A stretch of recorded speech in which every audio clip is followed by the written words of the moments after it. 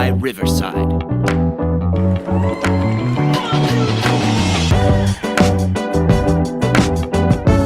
Sorry, I gave it a sign. What's up, everybody? It's 2 o'clock. It's Wednesday. It's Bullpen. I'm Kolton. It's Tricky Ricky. We're here live at Toyota Field like we are every single day. Watching the ballpark come back together is Every pretty amazing. single day. Yeah. Ever. They're doing a whole remodeling of the Let's field. get a live look at the field because it looks drastically different from the last time we showed this. Yeah, it was sand last time. Yeah, last time 0% of the field was grass. Now it's like 100. Yeah, Like 99.5% the grass. outfield got put in like yesterday. It did most of that yesterday. It's amazing how fast this is coming along. Got the whole crew out there working. Got the roller out there flattening it out. Got that one thing over there. It's driving around for sure. Got this guy over here by second base. He's got a machete. He's just wielding a machete. I'm sure that's for business purposes. Yeah, I don't even think that's for the field. I think he's just protecting. That's just kind of a power move. Like, yeah, what's up? I'm a machete guy on the crew. Every good groundskeeping crew's got to have a machete guy, and so he's over there. He's walking over to this guy. He's gonna flash that machete a little bit. Let him know, hey, you might have the steamroller, but I'm running the show here. And there's everybody else. So now back to us. But no, seriously, someone should probably use a couple repairs. I don't even think he works here. They should probably take that. I'm not telling him nothing. He can do whatever he wants. So we got a lot to talk about today. We're going to talk some more sports stuff. The college football coaches in the state of Alabama have just gotten a big boost in conversation. Obviously, Auburn getting Hugh Freeze, UAB confirming a guy. Yeah, that's been a big conversation this morning. We'll talk about. We're going to discuss some NFL action, the college football playoff rankings. Tennessee fans, people that cover Tennessee aren't happy with where they were slotted. Ohio State is ranked above Alabama right now in the playoff rankings. However, neither one of them play this weekend. But Boo Corrigan, that's his name. Is that a real person? That's the guy. That's the chairman of the committee. He is not ruling out that Alabama can jump Ohio State this week, even though neither one of them play. So, that's nuts. That's going to be something, huh? What'd you see this week? Nothing. I don't know what the heck that means. But first, we have some big news about the light show again. It did get canceled last night because of the weather. The weather was gross. Obviously, it would have impeded how you viewed the light show and the fun you could have had. But it was also dangerous to be out in that weather. So hopefully everyone got home safely. Yesterday, my wife had to go get our son early because daycare was like, it's pretty gross. But it is back on a full go tonight. It'll be full go tomorrow, this weekend, ready to go. 5 to 9 is the light show. And again, up until Christmas Eve, you can come in after the light show into the ballpark and enjoy the Winter Wonderland. You've got an ornament making station. You've got a s'mores box that comes with graham crackers, chocolate, marshmallows, even some strawberries, I think I saw on there. So that's pretty cool. Concession stand selling ridiculous food this year. Grilled cheese. Got a special tonight. Several different grilled cheeses, hot chocolate. We got the fire pits and everything else. What's the special? I was working. We got a special tonight. And, the trash cans will be located over there to the left of the concession stand. We'll have some hand sanitizer over there. Get out of here. What's the special? Dude, it's Grinch night, man. Yeah. It's Grinch night. And so they're going to show the animated and the live action movie of the Grinch on the big screen out here. And a specialty drink for you adults will be available out there. I guess it's called the Grinch because it's green. And we got a little video on the tweeter. We might get pulled off YouTube if I play any more of that. But yeah, it's Grinch night, man. Got a specialty cocktail there. Going to show the movies. Going to have the Grinch out here. It's going to be a cool night. Adults only on the beverage. Well, they're going to card you. So yeah, if you get done with letters to Santa and you go try to buy a spiked Grinch, you're very likely going to not get that. So you got the Grinch movies tonight. That's fun. And then tomorrow, another special. We've got a couple of trash pandas coming out here for a little meet and greet. You can hang out with them after the light show, after you go through the light show. We've got Sonny D, this guy right here. And we got Kolton Ingram coming up here tomorrow. So come hang out with those guys. It's going to be a lot of fun. And the next podcast we do, whether it be Friday or Monday, whenever Ricky decides he wants to come back from Vegas, whenever we get back, we will have a few special items to give away pertaining to the guys. Did you say there's a special? Anyways, the guys coming out here tomorrow, we might have a few things from them to give to you on our next podcast. So come hang out with them tomorrow. And if you're not able to hang out with them and meet and greet and get something signed, wait till the next podcast. We might have a little something for you. So that's right. You gonna do on Friday, man? I can call in from Vegas, man. Man, I don't want to ruin your Vegas. You're not gonna ruin it. I mean, go to Vegas. You can see the sights and sounds of Sin City there in the middle of just a beautiful sports weekend. Our boys are going to the knockout round in footy. We're the best team in the world. I said it Monday. We're the best team in the world. We're probably going to win the World Cup. And we saw those Iranians, and we took them down. 1-0, granted, not a big time. We play SEC soccer. The rest of the world don't know about that. We play hard defense. We pitch shutouts, and we get a goal when we need one. Dude, we put a guy out there at one point that I think played middle linebacker for Alabama. You talking Carter Vickers? Yeah, that guy. He's built like a got traps, dude. You got to have a linebacker back there. He's kind of like the goon in hockey. Maybe the guy can't skate real well, slap shots a little off. When it gets time, he'll sock you right in the mouth. He set a screen yesterday where he kind of lowered his shoulder in the dude's chest. Mm-hmm. And guys flop all the time in soccer. I think this guy may have shattered a rib or two. I mean, he wouldn't have flopped. He was hurt. That was real pain. Yeah, that's a real dude. Prayers to our boy, Captain America, Christian Pulisic, who he scored the game winner against Iran, and he paid dearly for it because he took a full speed sprinting knee to the abdominal, as it was very carefully illustrated on the broadcast and on social media afterwards. Abdominal. You ever hit the abdominals? I've got hit in the abdominals a couple times. Me too. Yeah. I got hit where he got hit too a couple times, and it hurts a lot more than getting hit in the abdominals. It's not fun. I don't think I've ever been hit full speed like that. Stuart Holden said on the broadcast, I think he said he got hit where the sun don't shine. Mm-hmm. I don't think that's the right thing, right? Yeah. It's your keister, isn't it? That sun don't shine. Well, yeah, the sun doesn't put that where the sun don't shine, but yeah, I think it goes for both. I guess depending on where the sun is, it's not shining on either part. Then. Well, what do you mean depending on where the sun's shining? What are you wearing to wear that? That's not the point. Well, look, let's not get caught up in this. What I'm trying to say is that we're really good at soccer, man. And I'm going to be in Vegas on Saturday for it. I can't wait. Yeah, but you guys are like 2 hours behind us, so that means the game starts at 7? Yeah, I'm going to a place about 6:30 in the morning Saturday to get ready. So does that mean your Friday night's going to be pretty lame, or you just not going to go to sleep Friday? Yo, I got reservations at 9 o'clock that time at Hell's Kitchen. The Gordon Ramsay place? You go to yeah. Ooh. He's going to put 2 pieces of bread on my head and call me an idiot sandwich. Yeah. I don't know if he will, and he's probably not there. You probably will get thrown out if you request that. It's going to be cool, though. That's pretty awesome. Yeah, so, man, So are you going to go to bed and then wake up early, or are you just going to party all the way through? I'm just going to ride it, see what happens, Maybe you get on a heater. Maybe you don't want to go to sleep. Maybe that heater turns into a cold streak real quick. Maybe you need a U.S. soccer game to get you back into it, Heavy underdog. Good payout. See what happens. Maybe those vodka Red Bulls just start turning into Red Bulls.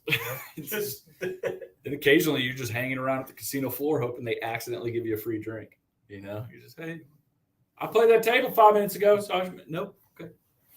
So going over to the YouTube right now where we are live. Again, if you're listening on the podcast, we do record this, but we are live on YouTube while we are recording the podcast. And Robert gets on there. He says, what's the biggest size that these Sonny D t-shirts come in? Well, right now we have very limited remaining. This one is a large. I think I saw at least an X and a double X down there, I think.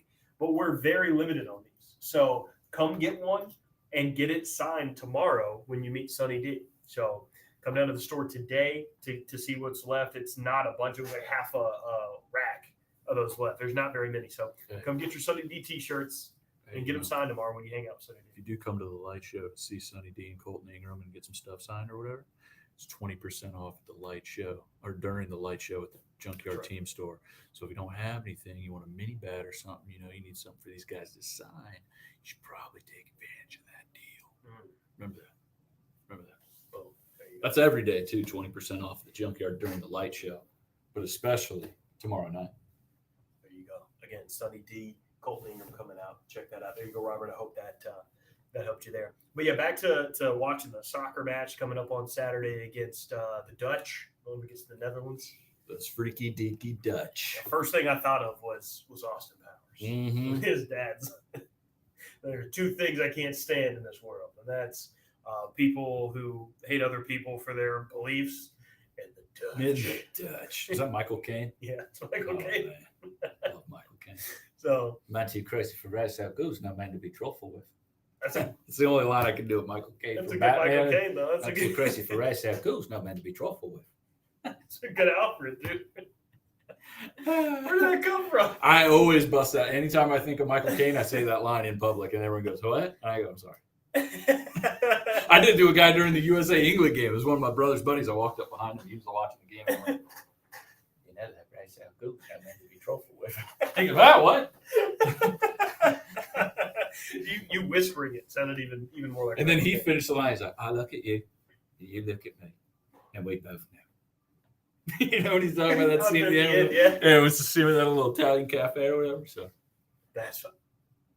I know you do good impressions. I didn't know you did. Not really. Michael Caine's pretty good though. That's a good one. Yeah, but only your best. Only like those two lines. Your best ones you can't do anymore because they hurt your throat.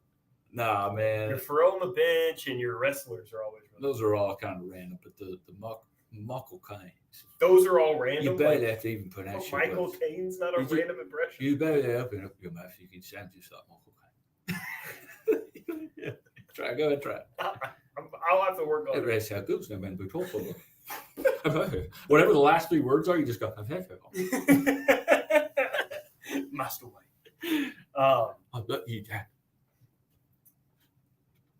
But I've been holding this from you guys for about 15 minutes now, and I can't hold it anymore. After the match, I mean, this is like the biggest dude in the world right now because he scored the game winner in a World Cup match. We were able to talk to Christian. Oh, we do have him live. We were able to talk to Christian for a couple minutes. Patch him in real quick. Christian, how are you doing, man? That injury, it looked brutal, bro.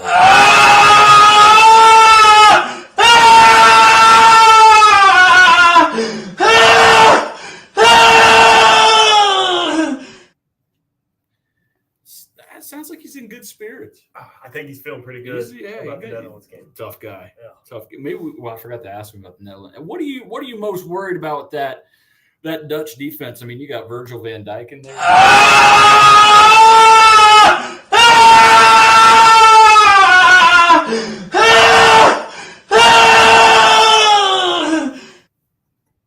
mean, he's worried about it for sure. He's got to be. It's a good one, Christian. He's a funny guy. It's world class. It's world class defense they got back there, and this is time for you to play world class soccer. And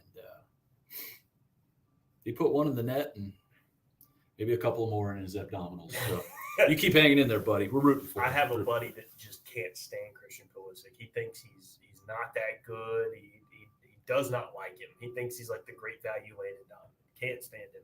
And great value Landon Donovan. And then yesterday, he comes up with that, and then he has that play happen. And at first, my friend was like, "Did he get hit in the chest or the ribs?" And like, he's hurt real bad. And we were watching the first half of Champions, so we were a little ahead of him. He was streaming it. Christian's kind of jogging on the sideline, but he's waddling. We're like, "Nah, that was." Dude, he tried to run that sucker off. It looked like he just pooped himself. He just. Like Lamar Jackson. I laughed. Dude, it was so funny. He tried to jog it off. You can tell right after he's like, "Yeah, we're going to need to go to the back." I don't. Everybody was wondering. No, I don't need my jersey, man. I'm out. Everybody wanted to know, because there was no real good shot of it, if it was in the crotch or if it was a little higher. But you could tell as soon as he started the waddle, you knew where it was. You knew where he was. You can't get those legs swinging right. Looked like he was jazzercising on the game moving the hips. Game primarily based around your ability with your legs. Gets drastically tougher. And then he came back in that half. He came back out in that half to finish the half. He made it another 45 seconds, I think. Yeah, he was there, though. Before he passed out and threw up off camera. But I think he feels like he's ready to go. He'll be all right, dude. We've been there. You know, every man's been there. A lot of ice pack, ice bath. Sometimes you just need time for those. Definitely some ice for that one. I like the screaming sound you went with. You could have gone with like a dude on helium, too. Could have, yeah. Everything's going pretty good. We're gonna have a good chance this week. Sorry. I'm struggling with an abdominal injury. Dude, the last night, it was so much fun in this office yesterday. The last 9 minutes, everyone kind of had their eye on it at their own desk. And then it got to stoppage time. There was 9 extra minutes. And I went over to right across from your cubicle with Lucas's cubicle. And I'm like, 9 minutes. He had it on his computer screen. And our GM, Garrett, was standing there watching it. And then I kind of stayed there. I was like, I feel like we're just going to stand here and watch the rest of it. By the time it was over, we had like 10, 11 people standing around that monitor hoping to see everybody holding their breath, because it came down to literally the last minute where U.S. made some subs and Iran almost put it where they did get it past Matt Turner. They got it past the goalkeeper and had an opportunity. It looked like they had a shot to go in, but instead of trying to follow with the ball, old buddy flopped for a foul and didn't get it. So that's soccer. Oh, yeah. And the way they called the game yesterday, too, it felt like they were letting them play. So. Oh, yeah. I feel like the flopping in this World Cup is not nearly as bad as it is all the other times I watch soccer, especially like on a club level in Europe. It's a little different when you get all these different countries in there, but I feel like it's a lot better. I mean, you don't really see the U.S. do it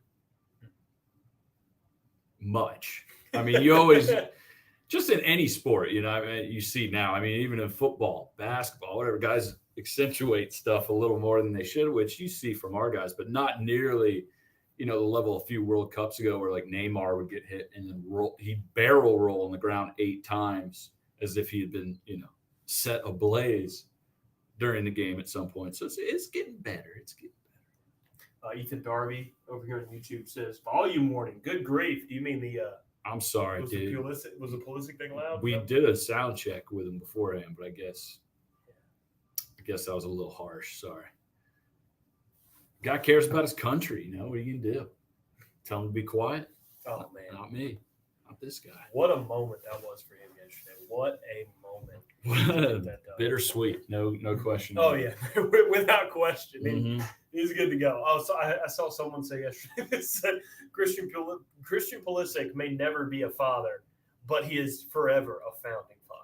Mm-hmm. God bless. It was so awesome, man. That was great. I can't wait for Saturday.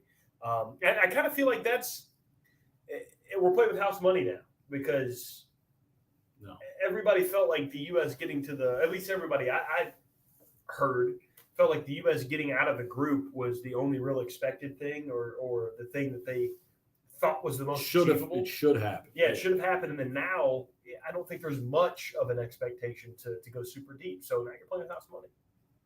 Yeah, that's the mentality. I try not to go into games with that mentality, though. Mm-hmm. You know? I mean, you never watch your favorite team here and think, oh, well, at least we're doing well. Everything's fine. We're doing well. We're competing with other people, and that's nice. But that's our mindset, you know. We're not great at sports, just like I'm not great at this podcast. I think I just played.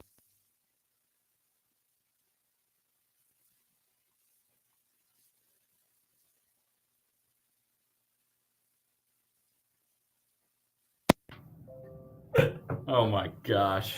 Is this thing even on? Oh, it's not. Hold on. I just looked over and saw it. I'm like, oh no. Don't tell me that's happening now. Check. We're back. We good now? Yeah, we're good. Yeah. I'm an idiot. All right.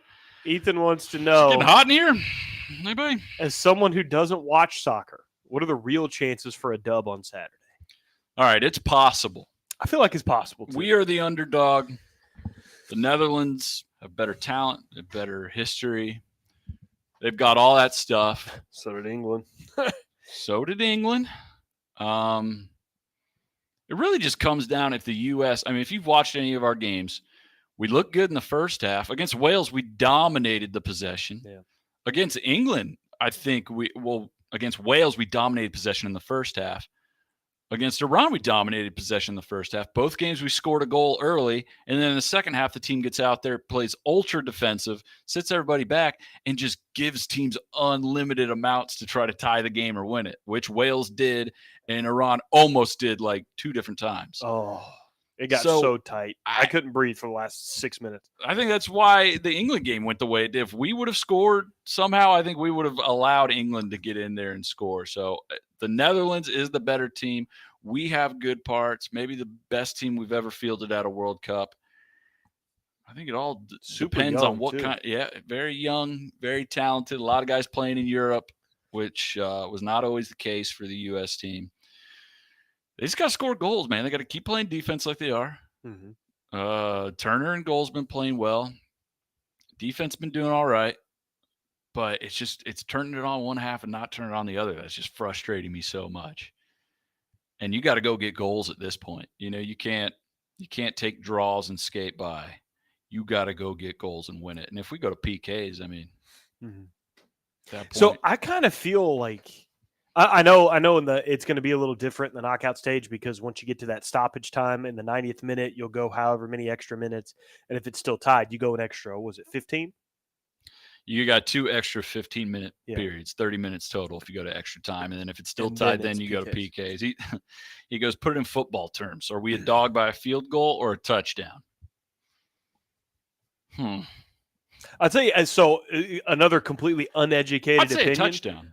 So based on feeling, what it feels like right now as someone just based off the momentum and what I've seen so far, I feel like dog by a field goal. You think? I feel like there's some now money-wise, I don't know. Like Vegas-wise, I don't know. The thing is, the betting odds can be tricky because if you look at the odds right now, I think it opened up the USA was a plus 300 underdog. I checked it before the show. It was closer to plus 125 or something. So what you're going to see is a lot of people betting on the U.S. in the U.S. just out of blind pride, like me when I'm in Vegas on Saturday, laying it down on the U.S. to win. Oh, that anytime goals. So sports books know that. They're not going to give USA 3-1. They're not going to give them, 5-1, 7-1 odds because they know that no matter what they do, there's going to be a segment of Americans that just blindly bet on them like me. So the odds are a lot more even looking than I think the game is actually like if you looked at it from an outsider perspective and not an American betting, inside of an American sports book. If it's still a tied game, in what minute? Like if I were to say we're still tied in the blank minute of the game, you start feeling really good about our chances. I feel really good. I think the way they win is if they go tied into like the 80-something minute. Maybe we throw on a sub and we get a goal late. It doesn't give us the opportunity to sit back and lose it. You know what I'm saying? Yeah, I got you. Because that's what they keep doing. They dominate for a half and then completely abandon it and sit back and let the other team take control. And you got to sit there and sweat and clinch. I think if we can get lucky enough to tie and then get a lucky goal like in the 88th or in stoppage time, I mean, a buzzer beater, that's our best bet. If we go to extras, we don't have the depth other countries have. We don't have the shooters other countries have, arguably. So I think the longer it goes, the better a chance the Netherlands have. And that's it. 8 a.m. or 9 a.m. Central Time, 9 a.m. our time. And then, what a weekend in sports. Again, Friday night's Pac-12 championship game. Friday night. So USC, Utah at 7 p.m. Friday, 5 o'clock out there in Vegas for you. USC and Utah. And then we get the U.S. Netherlands at 9 o'clock our time. And then after that, you go right into the Big 12 championship game, Kansas State, TCU, right into the SEC championship game, Georgia and LSU, and then into, I don't think anybody really cares about those other ones anymore, but the Big 10 championship, Michigan, Purdue. No one thinks Purdue's going to win that game. Don't stop. Stop it. Stop. Purdue's known to upset some teams. Purdue upset Ohio State like 2 years in a row. They're back. Yeah, they had who they had? Rondale Moore? Yeah, back in the old Rondale Moore days. And then Clemson. You're ruling out Aiden O'Connell? And then Clemson, North Carolina at 7 o'clock as well. Dude, How do we make that different? I guess we can't because we're doing 5 Power 5 championship games. One of them, I guess, has to overlap. But I just hate when you have 2 big games on at the exact same time, starting at the exact same time. What do you mean, the 2 games that you didn't even talk about? Yeah. Yeah. But still, I mean, when one of Gotta them's watch over, something. like I don't know. Going into the final slate, knowing it's 2 games instead of 1. It's like 1 game at 11, 1 game here, and then 2 at the end. Man, an NFL Sunday must just throw you for a loop. Huh? It's a little different because it got I'm riding on the fantasy wave. I'm on red zones, constant action, looking at that's a little different. You'll make it, man. I'm not ruling out Purdue. I think Purdue's got a shot. Maybe they could. They're going to cover. Michigan's 17-point favorite. Woo! Yeah, I think Purdue covers. 17-point favorite. So, and then Clemson, North Carolina there at the end. Clemson going for an 11-win season. North Carolina going for a 10-win season in an ACC championship. Clemson a 7.5-point favorite there. So, and before we talk a little more about the college football playoff rankings from some college football people on Twitter, I saw this poll and I'm very, very curious. And it's going to be completely random, by the way. Very random topic here. Okay. It's a divided topic. Do you put mayonnaise on a peanut butter banana sandwich? What? Do you, Tricky Ricky, put mayonnaise on a banana peanut butter sandwich? Peanut butter banana sandwich. Maybe on the outside of the bread if I'm grilling it. Toasting it? Yeah. Yeah, bad. I started using mayonnaise on grilled cheeses now on the outside. I tried that bread. once like a year ago when you told me about I it. heard it's a great fat for it, and it is. It's perfect. It works. But no, I don't really put mayonnaise on much. What's crazy is I like mayonnaise on my bread, like on sandwiches and stuff like that. But if on that sandwich, a little glob of mayonnaise falls out of that sandwich, I'm not touching it. That mayonnaise is done. Not picking it up, not eating it. It's done. So you were talking about football before you started talking about the sandwich. Mm-hmm. How do they? So how do those 2 things match up? The guy that put a poll up on Twitter that I had retweeted is a guy I normally follow for college football stuff. He talks a lot of college football stuff. So he put that poll out, and 12% right now said yes, it's amazing. 28% say no, that's disgusting, and 60% say what the hell? Question mark. So I'm just telling you, if you don't do it right now, again, not even a big mayonnaise guy. Thin layer of mayonnaise like you're making a sandwich. Then you put your peanut butter on. Okay. Then you put the banana. It is such a slight thing to do, but it makes a huge difference. It's fantastic. To try it. Mayonnaise on the inside, peanut butter, banana. Mm-hmm. Thin layer mayonnaise. No heat, just regular. Well, you could toast it too. No, I'm just curious. I want to do it your way. I want to make sure I get it right. So if I'm making a peanut butter banana sandwich, I'm putting my bread in a toaster first. Thin layer mayonnaise, peanut butter, banana. Cool. Try it. Are you going to eat one on Saturday while you watch football, or? No. I was thinking this was like tying into a football. It has nothing. It's completely random. Cool. Just a breaking news sandwich talk. Yeah, just curious, man. I want to know how because someone had commented on my retweet with the WTF. Let's try it. Hold on. Yeah, we're getting word that Tony Mac likes some bread toasted, thin layer mayonnaise, and that it does not correlate to football talk at all whatsoever. We'll go back to you, Tony Mac. Whatsoever. So, do you want to talk about maybe some of your favorite garnishes for some meals that you're having tonight or this? Oh, dude, if it's a later Mexican this week, dish, or? cilantro, a little extra cilantro on top. Okay. Never hurts. Cool. Right? Cool. If it's anything Italian, a little parsley. A little garnish. Cool. If it's American. Well, I guess that's it, folks. I guess that's it for the. If it's American, you can probably just put some cheese on it. Still going. Some salt. Still going. Oh, yeah. Like salt's not really a garnish. Cheese. Green onion. Yep. You asked. You asked. Hey, all right. football. So college football playoff Hey, rankings. They come out football. yesterday. These don't determine the playoff Big yet, old playoff sandwich. but the playoff is about to be set. Georgia sitting at 1 as the thin layer of mayonnaise. Michigan sitting at number 2 as a banana. Number 3, TCU with that thin layer of peanut butter. And on the outside, your bread without a thin layer of mayonnaise, the Southern California Trojans. And then on the outside looking in, Ohio State 5, Alabama 6, Tennessee at number 7. And the only reason I want to talk about this at all is because of what Boo Corrigan, I believe is his name, the chair of the College Football Playoff Committee, had to say about it. He went on to talk about, I mean, obviously, if the top 4 win, playoffs locked, Ohio State, Alabama don't even play this weekend, they won't be able to jump in, right? But what happens if TCU, USC, or both happen to lose? Well, obviously, Ohio State and Alabama could move if teams in front of them start falling. But someone asked him, or he had to clarify at one point, he was like, just by the way, and this isn't a direct quote, but by the way, just because Ohio State's at 5 and Alabama's at 6 doesn't mean that Alabama can't jump Ohio State this weekend. Can someone explain to me how that would be possible since neither one of them play? And caveat here, don't give me the, even though they're not playing, some of the people they've played are playing this weekend, so their resumes could take a hit. Don't give me their resume crap. We're done with the resume. Alabama and Ohio State don't play at all this weekend. We've seen them play 12 games. I don't need to know, since they're not playing this weekend, I don't need, if Michigan loses, you to look at Ohio State differently. Ohio State didn't play. They're not playing this weekend. Don't give me that. There's no reason that Tennessee should be able to jump Alabama right now. Tennessee should already be ahead of them, maybe, Not depending on who you ask. Not true. But this ranking right now, unless someone above them loses, nobody should move because they don't play.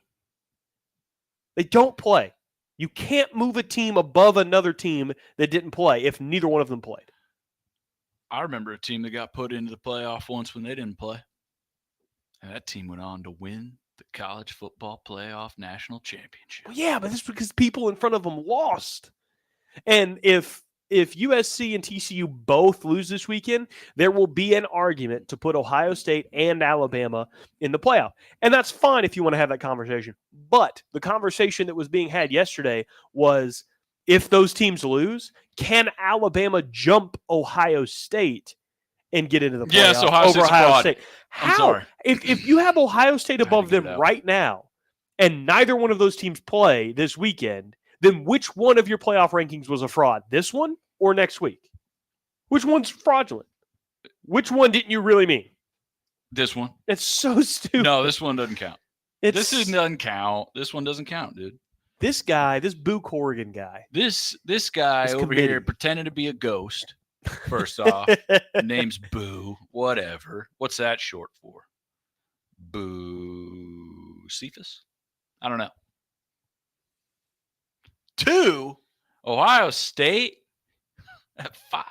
They're on the doorstep. They just got beat up by Michigan, and we're going to give them another chance to get beat up? Yeah. Crazy, man. Alabama with 2 losses deserves to be that next team in. So They deserve it. why not Tennessee? Curious. Because they lost Hendon Hooker. They're not the same team. So a lot of people try to, And you should be punished for that. If you are missing your best player who is the favorite for the Heisman all year, he has a bad injury, and you got to go to the guy who you've already tried at starter multiple times and is only on the field ever to throw Hail Marys. You can't put that guy in there. See, there's a radio show I listen to, and I really respect their opinions, and I usually agree with them, and they felt the exact opposite this morning about that. On my way in, they were talking about Hendon Hooker. They're like, but Hendon Hooker didn't do it by himself. This is the most team sport possible. That team put them where they were, and I disagree with that in Tennessee's instance because, again, and I've mentioned this before, Tennessee reminds me a lot of the Oklahoma teams when Lincoln Riley was there. They're amazing on offense. The offense carried them to playoff berths, but because their defense was so bad that they ended up getting blown out. I think Tennessee would have been blown out in the playoff had they made it. But the offense is what drives that team. Hendon Hooker is what makes that offense so special. What makes that team so special is what's made them so good. They've been winning in spite of their defense. Look what happened when their offense got shut down against South Carolina. Their defense gave up 63 points. Even if their offense was cooking, they were still going to have to score almost 70 to beat South Carolina. So I agree with you. I'm agreeing with you here about that. I do think Hendon Hooker being out, if Hendon Hooker was healthy and they'd still lost at South Carolina game, and we got to this point, I would say that Tennessee should be ranked ahead of Alabama. But if you were to put even right now, or if you were to plug in Joe Milton back in October against Alabama, Alabama wins that game. Joe Milton had a great day against Vanderbilt. Great. Joe Milton would not have done that well against Alabama. I agree that Tennessee is ranked below Alabama because they lost their best player. Was Jalen Milroe playing in the Alabama game when they beat Vanderbilt? I don't even remember. I think it I was- forgot you guys even. I forgot Alabama played I think it was Vanderbilt. the I didn't Milrow watch a show, single and they won snap of that game. 55-0. So I didn't watch even a a single backup can go out and beat them. Yeah, I mean, But and dude, look at last year. we've Look seen at, Joe Milton. Look at Alabama and Georgia last year. SEC championship. Alabama's got John Mechie got hurt in that game. In right? that I think game, it was like he played a quarter or a half. Mhm. So with John Mechie for maybe half the game and Jameson Williams for the whole game, Alabama wins by double digits. Fast forward a month, no Mechie, no Jameson Williams for the second half. Alabama loses by double digits to the same team they just beat a month prior. The injuries make a big deal. I know it's a team sport, but it really depends on who on your team is getting hurt. If you lose a left guard, it's easier to replace that than it is a starting quarterback with Heisman potential. I agree. Massive. I massive completely difference. agree. So that I'm actually okay with Tennessee being behind Alabama, because if Tennessee were if chaos happened and Tennessee were to squeak into the playoff, no Tennessee fan feels super excited about that matchup in front of the whole world because they don't have Hendon Hooker. They would sit there and tell you if Tennessee were to get embarrassed in that game, what's the first excuse they're going to use? Oh, we didn't have Hendon Hooker. Right, because it matters. If they lose a defensive back, I mean, are they going to be that upset about losing a DB as opposed to losing Hendon Hooker? No, because without Hendon Hooker, you're off. With Hendon Hooker is amazing. Without Hendon Hooker, your offense is obviously not going to be as good. With all of your defense healthy, your secondary sucks. If you were to remove one of them, they probably suck worse, but they still suck. They won't get in. So what do you think about Ohio State? How do you feel about them? You think they deserve to be 5? I think the 4 as it is will probably stay. And it probably should. Yeah. I don't think Ohio State or Alabama really deserve another chance. No, I mean, because with Alabama, yeah, you can say that their 2 losses were on the road and they were both close, and that's good. And they did lose to 2 highly ranked good teams. But the problem is, normally when that happens to a team, like, oh, our loss was really good. It was a really good loss, but look at our wins. We have some really good wins. Alabama doesn't have any really good wins. They've got 2 great losses, but they don't really have a good win. What's their only good win? Their only good win is against a team who's currently ranked 20th, I think. Like Ole Miss, yeah. Yeah, so none of the other teams they beat are Vanderbilt. currently ranked anymore. So, but it's similar goes with Ohio State. Like their resume took a big hit because their biggest game on the schedule, they got smoked at home. And then now that you take that away, what's their biggest win? Penn State, who's a top 10 team, probably helps them more so. So I would give the edge to Ohio State. I don't want either of them in the playoff, to be honest with you.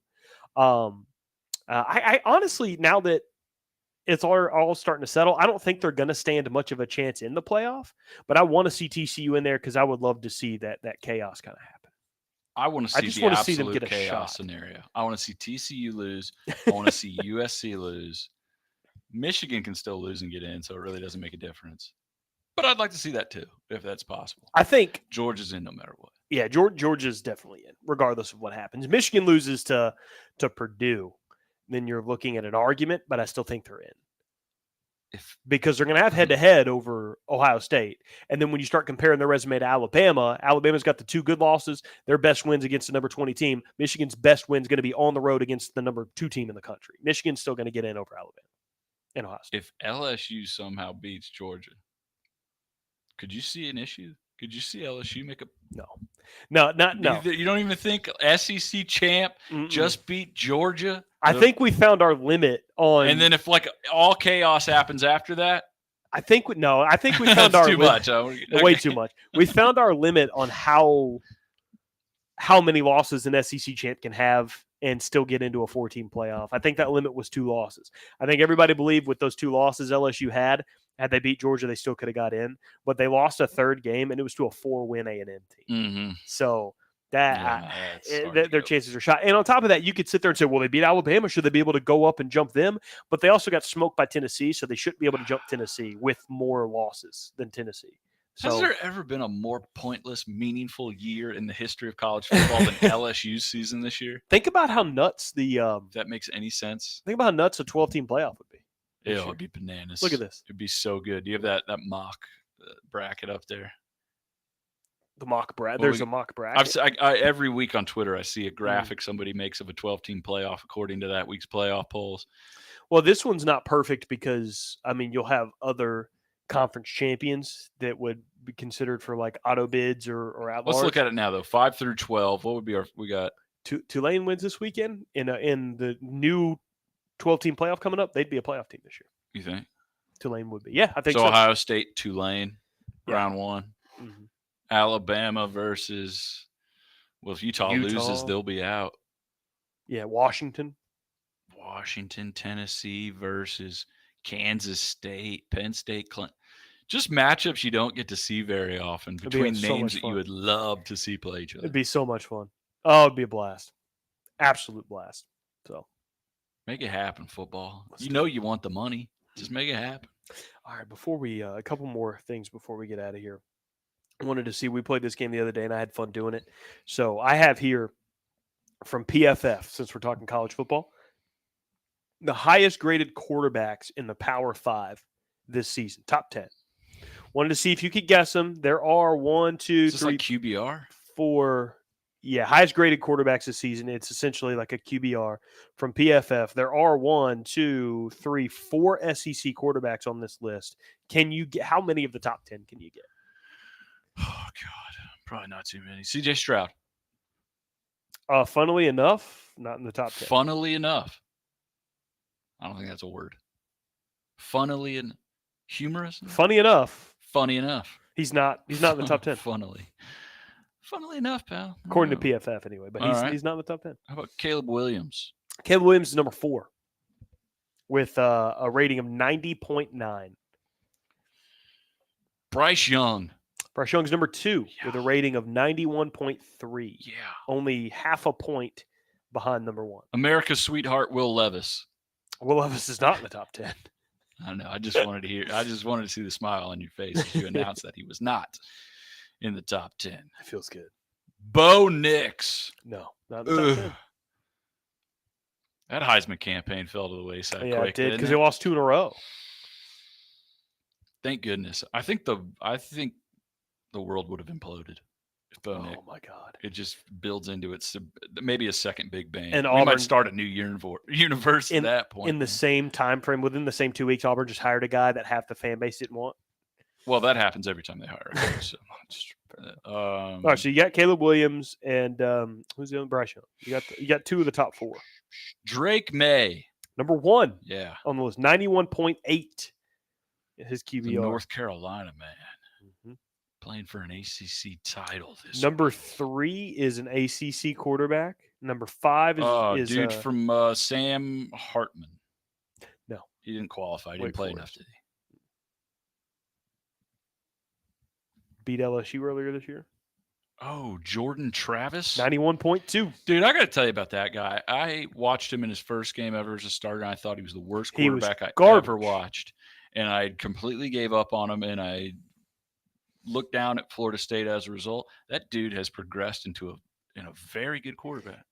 I feel like he's Funnily been there enough, for he's improved a ton. I feel like he's been there for a million years too. Was he the guy that came in after DeAndre Francois? Or was there another one in between? Because it feels like he did. I think his freshman year would have been 2013 if that's the case. It feels like he came in after Francois. I know. There's James Blackman there for a little while. Oh, that's probably who I was thinking about. Yeah. Blackman, yeah. But man, yeah, he's got a lot better. All right. So you got Drake May, Bryce Young, Jordan Travis, Caleb Williams. Number 5 on the list is an SEC quarterback. Number 6 is a Pac-12 quarterback. Dorian Thompson Robinson. No, not in the top 10. God. Jaden Daniels. Jaden Daniels, number 8, 88.6. Stetson Bennett. No, not in the top 10. Dang it. Who else plays quarterback? Especially one on the West Coast. Used to play in the Big Ten, now in the Pac-12. I got nothing. Just read them. I got nothing. Number 5 is Hendon Hooker, 90.9. Number 6, Michael Penix Jr. Penix. Michael Penix, 90 flat. Number 7 with an 88.9. Don't think you would have guessed this one. Garrett Schrader. Yeah, Slinging former- it up at Cuse. From Mississippi State quarterback. Number 8, Jaden Daniels, you guessed. Number 9, KJ Jefferson. Yo. Number 10, Dylan Gabriel, Oklahoma. It's your top 10, according to How PFF. about it? There you go. Those guys are playing good. Mhm. And then the other big news in college football today, we were able to talk about the breaking Hugh Freeze at the end of Monday's podcast when he got officially confirmed, and it looks like UAB has hired their new head football coach as well. So we're going to be in a state where you've got trying to think of all the Alabama schools D1. You're going to have John Summerall at Troy going into year 2. You're going to have Nick Saban at Alabama, Hugh Freeze at Auburn, and Trent Dilfer at UAB. Yee. Trent Dilfer. Super Bowl champ. They went for the splash. Would have never hire. heard of Ray Lewis if it wasn't for Trent Dilfer. It's a flashy name that comes with no college experience. I think currently he's coaching at Lipscomb in Nashville. That they're going to the state championship game. He's going to coach in that It's one. a high school. It's a high school and a college, I believe. What? I believe there's like David Lipscomb has like a high school and a college, I think. I played a school in high school at a football passing camp. It was the Memphis University School. And that always, I'm like, whoa, dude, are we playing Memphis today? Because I don't think we got the firepower to play a Power 5 or whatever they were at the time. Yeah, so I guess that's a thing, huh? These like prep schools that they just get you into high school and immediately enroll you into college. Oh, that's quite a So it's quite a racket. It's a private school academy in high school, and it's also a college, Lipscomb University. It also just happens to be a college. Yeah. Okay. Cool. Well, so he's got some college experience, or he's coached near one, or around one. Pretty darn close. He's got coaching experience adjacent to the college world. She shared a parking lot with a college, and that counts. So good for him. Why? It's like when SciQuest used to be at Calhoun Community College. Remember that? They shared it. Like you might be going to a field trip, you might be going to econ. There's a lot going on there. All right. So why do you think the hire, and what do you think of the hire? I've had beef with Trent Dilfer since 1998, so I'm a little biased. Okay, we'll talk about the beef in a minute. I'm curious.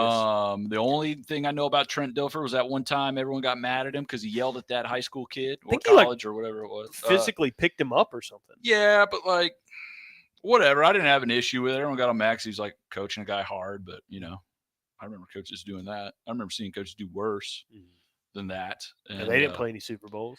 And, no one was there filming them and stuff like that. So I really didn't see too much of an issue with it. He's got all those passing camps and all that stuff. I mean, he portrays himself as being a football mind and all that. So maybe Trent Dilfer's going to be one of these guys that puts in a high-powered offense, turns UAB into a program that's got people talking about him, and then he'll probably be the head coach at Auburn in like 4 years. So I am very intrigued by the hire, and the reason why I think they went in this direction, why they went in the direction and went after a big splashy name, right? And you think about their program, you got Andy Kennedy coaching basketball, a UNA alum, good guy there, and then now you got a big name, Trent Dilfer, coaching in football. Think about the program, think about where it's going. You just have Bill Clark, the program architect, retire, right. And then now they hire Trent Dilfer, the big splashy name, the guy that you hope kids are going to want to come play for because he's got involvement in the Elite 11. He's been in a Super Bowl. He's got NFL experience. He knows what it takes to get there, blah, blah, blah, blah, blah. But another reason I think it's big and the reason why you need to go get a guy like that to start bringing in better talent is UAB is about to move conferences. In July, they're going to the American, which a lot of people, several people would say is a Power 6. It's like the next conference in line in terms of a Power 5 program. Now, a lot of those Lou schools, Williams. Yeah, It's Lou Williams. the sixth man. It's 2010's Lou Williams. Lemon Pepper Lou. It ain't good enough to crack the starting lineup, but when he gets in there, he's going to make a dent. Right. Now, again, the American has lost a lot of their teams. They're going to the Big 12 next year, but Lemon Pepper Lou. you're moving up to another conference that I think people would perceive as a better conference, a tougher, more competitive conference. So I'm going to step the talent level up. You bringing in a guy like Trent Dilfer walking into the American, it looks pretty good. Kids, that's going to turn some recruits' heads. It's going to get their attention. They're going to want to listen. Guy's around a lot of top-notch recruits. He's always staying forward with the game. I'm very interested. I very high shelf, I think, for Trent Dilfer. We'll see. But as you see with a lot of ex-players, it can be boom or bust. Yeah. But Trent Dilfer seems like the boom kind of guy. Like, whenever players go into coaching, the really awesome athletes that just have that God-given, like, I can't even coach you how to be as good as me because I don't know how to tell you how to do. You don't have the same capabilities I have. So coaching people lesser than me is tough. Trent Dilfer, I mean, you got a Super Bowl and all, but like, you talk about best quarterbacks that ever play the game, you know, like Tom Brady, Joe Montana, Trent Dilfer. No, those words are never said. So I think he might be able to make that transition. Yeah, he'll probably make it work, I think. So good for him. Good for UAB. State of Alabama is going to have plenty of conversation, plenty of attention in college football, which is what we like. We're a football state, college football state for sure. So plenty of attention there. Big story. Alabama in the world of college football staying in the news. So pretty cool to hear. A couple other things before we hop out of here.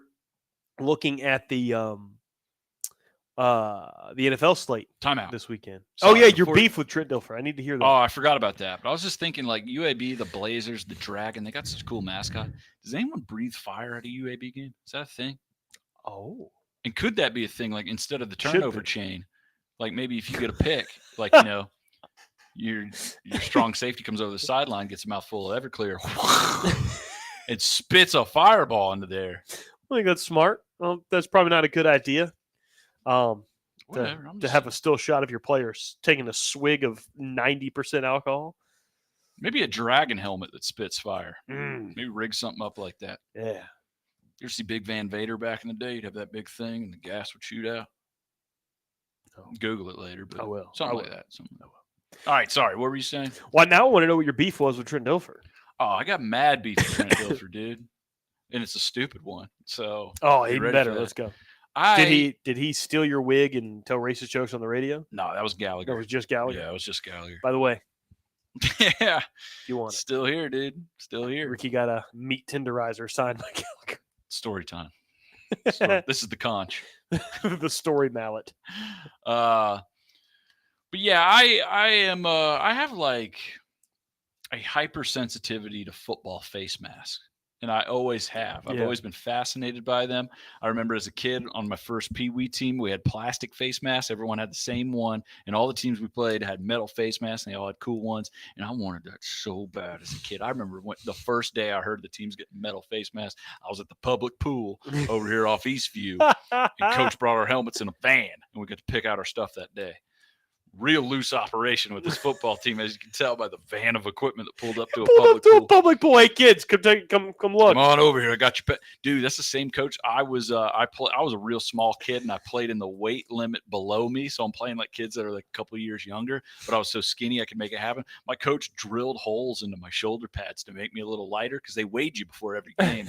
And if you were above the weight limit, you couldn't play. So all my pads had holes in them like Swiss cheese and all that stuff. But okay, so as you can tell, I'm really into the equipment side of the game, especially face mask. And Trent Dilfer, like in 1998, I think he was quarterback for the Buccaneers before he went to the Ravens and won a Super Bowl.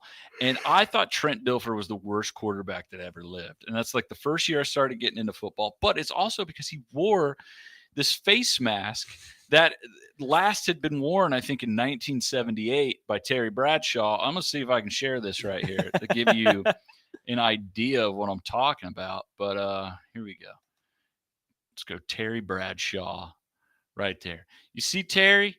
He's got that plastic, goofy-looking Walmart thing that you like. If you buy a kid's helmet nowadays, you get that helmet where it's just a plastic cage screwed in on the top, whatever. That was Terry. That was the best face mask Terry Bradshaw could get for a guy that's going to be hit by very aggressive dudes. That's the best he could do. It's 1978. Makes sense. Mm-hmm. One other guy I remember wearing it was Morton Anderson, the kicker, which kickers, like whatever. They don't even need a face mask. I remember that one dude with the Fu Manchu for the Browns. Mm-hmm. His was around his like neck. You could have punched him in the face and no problem. Morton Anderson, he wore it. All right. He started wearing it in like 82 because in this picture in the corner, like he's like 48 years old playing for the Falcons. Look at him. He's got a dad bod.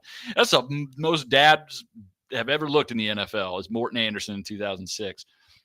But he's a kicker. He starts wearing it in 08. Okay. The only other time I ever saw it was Trent Dilfer with the Tampa Bay Buccaneers in 1998 when there are just so many better things you can do with your face. And that that is Trent Dilfer wearing a carbon copy of the helmet Terry Bradshaw wore 20 years before. Oh my So I God. just always hated him for that. And I'm like, dude, you're going to get punched in the nose. What you're going out of your way to look like a goof, or the team thinks you're so bad they gave you the kicker's helmet and all that. So I've always wanted to meet Trent Dilfer and ask him, Trent, why did you put your life on the line in 1998 and wear a Walmart grade Fisher Price football helmet? And I'll probably never know. So yeah, you have to add that to the questions you want to ask, because I know you have a beef with the Packers With Aaron equipment Rodgers. guy. Yeah. You got a little thin thin chin strap in his helmet. Look, he hasn't changed it once since he got in the league in 2006. Antonio Brown couldn't even play for the Raiders. He had like a full-on month debate over, you can't wear the helmet. You can't do it. It's not safe. Can't do it. Aaron Rodgers wears a helmet about as this is as much protection from a head-to-head contact hit as Aaron Rodgers has. Oh my gosh. So, yeah, I got face mask beef, but luckily, watch if he's at UAB and he's calling plays, he'll have a headset from 1985. He'll have some big sucker on with two giant antennas coming out of both ears.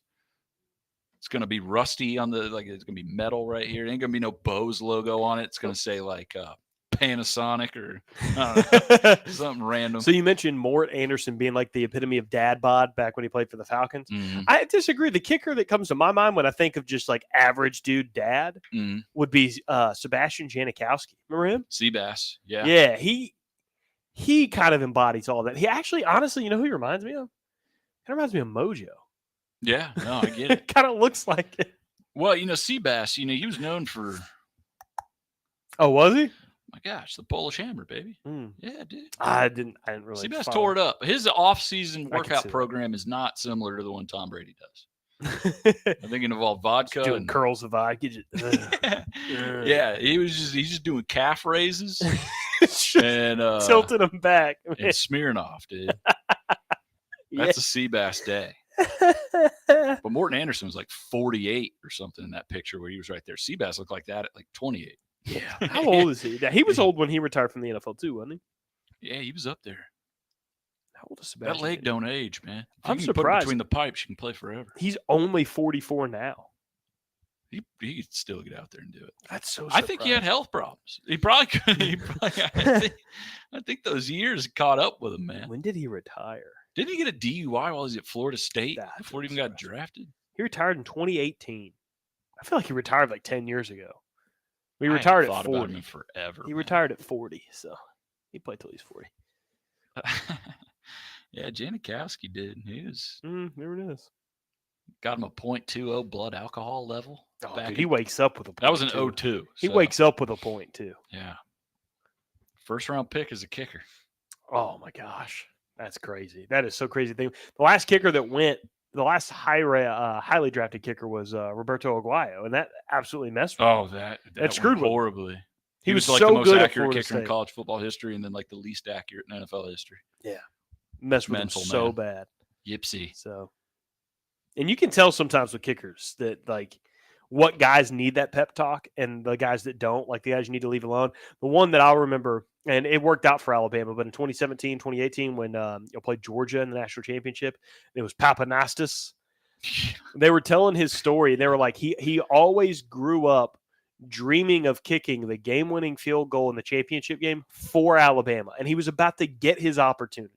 And it's during a timeout, and he's over in the net trying to practice. And I think it was Bo Scarborough over there, and you could just see Bo like, hey, like really pumping him up. That's not scary. And at all. I'm looking at Papanastis, and I'm like, this is doing the exact opposite. We think it's messing with him so bad. He already stinks. And you're trying to pump him up and tell him about, how great this is and the opportunity he's going to get. And it went south. It didn't work out for him. I remember when I saw him do that, I went to my wife who had just went to bed. She's an Auburn fan. So she was, didn't care who won that game. It was Alabama and Georgia. You had a freshly made mayonnaise and banana. Well, Anyway, hey, babe. I went up there. I said, hey, Alabama's about to kick the game winner in the championship game or it goes to overtime. I want you to come watch it. She goes, why would I want to watch that? I was like, because he's going to miss his field goal. He's going to miss his field goal. So she came down, watched it, laughed, went upstairs, went back to bed, didn't see overtime. Was that the second and 26 game? Yeah. Oh, So it worked out for Alabama. good for Papanastos. Yeah. Because I totally forgot that he blew that game. Mhm. Or at least had a chance to win it. Game winner had it right there as time expired or set with very few seconds I left. think the next move in sports are going to be teams that hire like body language experts or hire a body language expert to be on the sideline in a game-winning moment. Hey, what's that kick? Is that kicker nervous? What's that kicker thinking? Is he doing something weird? He's nervous? No, he's cool. All right, because I think certain situations you can ice a kicker, and if that kicker's locked in, you're doing him a favor. Like now he's just got more time to line it up and all that stuff. Where if you're like genuinely nervous, the ice works. But I mean, with you got all these stats, you got a team full of stats guys up in the booth. You have one body language expert. Mm-hmm. Hey, yeah, come over That's here. huge. What's been going on with the kicker? It's the championship game. What's happening? Well, Coach, since halftime, he's been hammering vodka and listening to Metallica. Oh God, Put him in. Let's go. Coach, sober him up. it- Someone order him a hot dog. Coach, it's first down, 60 yards. Let's go. He's gonna nail this. The It's over. drunker he is, the harder he kicks. We got to get a hot dog in that man's stat. Wait, Polish hamburger, Polish sausage. Do they? If he smells it, you know what's going to happen. If he smells it, all we need to do is get the smell over there. He'll be All out. right, what we're going to do is we're going to run a halfback draw, but we're going to lather our running back up with Polish sausage grease. So the defense is going to smell. You let me go to my bag right there. I got 6 Polish sausage in there. I knew this was going to. I got this. Don't worry about it. Call timeout though. Ice him. Ice him. Get that fan over here. Get that big fan. No, I know you're hot. He's just over there holding the. Is he moving? Holding the sausage with a fan. Is he budging? Is he sniffing? He's smelling it? No. Get the third one over here. Oh, we got him. Coach, you got another timeout? Yeah, go ahead and use it. Here we go. Here we go. Maybe when you get it, if we spray it down or something, maybe it'll activate. So give me some Gatorade. Nothing. All right. We got one of those space heaters. It appears Toasted up. the Alabama Crimson Tide have a fan circulating towards the opposing sideline. Coach Nick Saban is holding a wiener, He's talking to. a Polish wiener. Let's just send it. All right, don't forget, guys. We're done. And then we Tomorrow- jumped the shark on that. Tomorrow, Christmas light show. Sonny D, Kolton Ingram going to be out here. Come get your Sonny D t-shirts. Very limited. We do not have many left. I have to go return this one to the store. You can come buy these, get him to sign them for you tomorrow. That way you have some signed Sonny D merch. And don't forget, either Friday or Monday when Ricky and I are back on the next podcast, we might have some special Sonny and Kolton merch to give away for you as well. But don't miss that opportunity tonight at the Christmas Light Show. Not only do you get the light show, not only do you get the Winter Wonderland, but when you come in here for the Winter Wonderland, it's Grinch night, baby. We've got a special Grinch cocktail for the adults. We've also got the animated Grinch and the live-action Jim Carrey Grinch going on the video board. So come check it out. It's going to be a lot of fun. Yeah, man. What's the weather look like tonight? Oh, way better than last night, I hope. Yeah, well, I mean, as far as like temperature, you know, Yeah, it might be a we little got cold. bundle up. You know, we're gonna get We this do fire have- pit's gonna be. Yeah, we got the people fire gonna be on the pits. fire pits quick tonight. We got the gas-powered fire pits. We got like 5 of those, and then we have the wood fire going as well. And then right next to the fire pit station, you've got the concession stands that's going to have grilled cheese, all kinds of sandwiches, ballpark food, but also you can get hot chocolate there as well. I know So, me personally, I like for it to be a little cold if I'm gonna go do some Christmas stuff, like go out Me and see too. lights. It's weird to get into the mood if it's 60 degrees and muggy. You I know? agree. Oh yeah, okay. And it stinks to be cold, but this is the time you want. Yeah, it. and this isn't like 18 degrees cold either. It was like 44 degrees at 5 o'clock and then dropping a little bit after that. That's good stuff. That's prime Christmas spirit temperature right there. All right. You don't have to like put on the crazy mittens, all that, throw on a jacket, take in the lights, get you a Grinch tail, and watch you a Grinch tail on the screen. All right. There you go. That's going to do it for us today. Again, might be back on Friday. Ricky will be doing that show from Vegas, if that's the case. But Yo, if you want to do it, you just let me know. oh, yeah, I'm down. We I'm down. when we Let's did do our it. radio show last time, I called you from Vegas. That's true. All right, we'll do it Friday. We'll be here live 2 o'clock on Friday. Ricky from Vegas, me here from Toyota Field, giving away some cool merch and getting you ready for a big championship weekend, getting you ready for the Pac-12 championship Friday night, getting you ready for the conference championship weekend on Saturday, and of course to play Christian Pulisic talking about the match on Saturday morning. Big thanks to Christian. Thanks for being with us today, buddy. Any thoughts before we get out of here today?